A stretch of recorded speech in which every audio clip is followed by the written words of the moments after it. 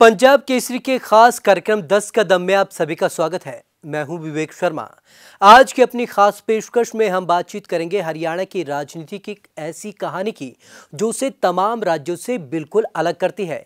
ये कहानी है परिवारों की, ये कहानी है वंशों की, वो भी एक नहीं, दो नहीं, पूरे चार परिवारों की, जिसका हरियाणा की राजनीति में सबसे ज्यादा दखल रहा है।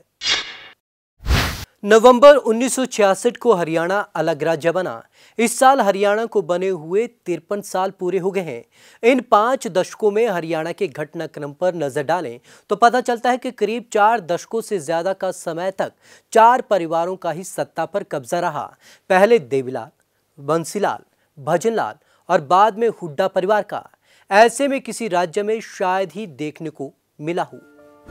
चौधरी भजनलाल, चौधरी देवीलाल, चौधरी बंसीलाल।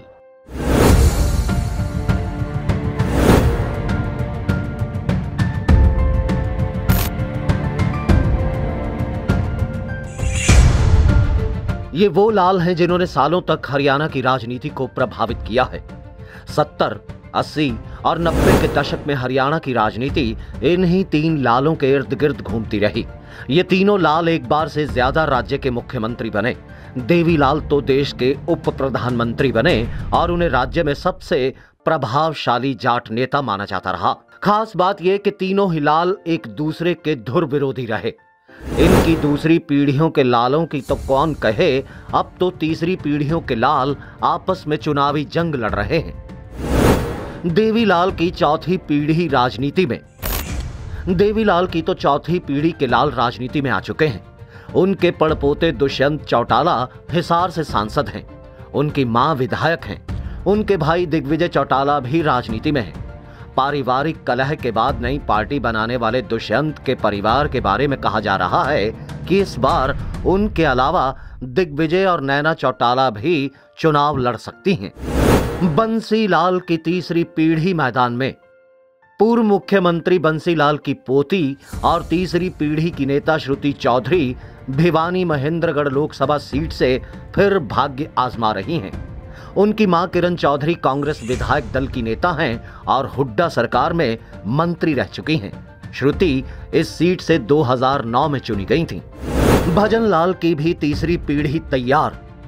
पूर्व मुख्यमंत्री भजनलाल के बेटे कुलदीप बिश्नोई अपने राजनीतिक घराने की दूसरी पीढ़ी के नेता हैं। उनके बड़े भाई चंद्रमोहन हरियाणा से 2005 से 2008 तक उप मुख्यमंत्री रहे।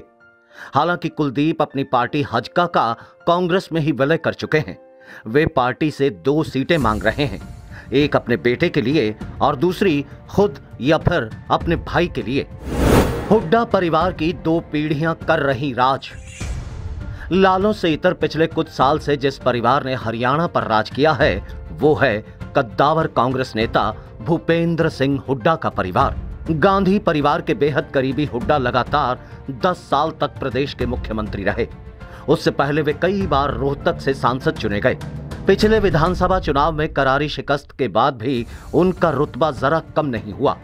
इस बार भी आला कमान ने उन्हें प्रदेश में पार्टी की चुनाव कमान सौंपी है। उनके बेटे दीपेंद्र हुड्डा रोहतक से ही 3 बार के सांसद हैं और इस बार भी रोहतक से ही किस्मत आजमाएंगे। कुल मिलाकर देखा जाए तो 5 दशक के हरियाणा की सियासत में करीब 4.25 दशक तक इन्हीं 4 परिवारों और उनके लालों का राज रहा है।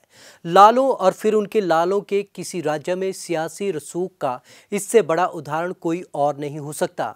तो आज के इस खास कार्यक्रम में बस इतना ही। विवेक शर्मा को दीजिए इजाजत। नमस्कार।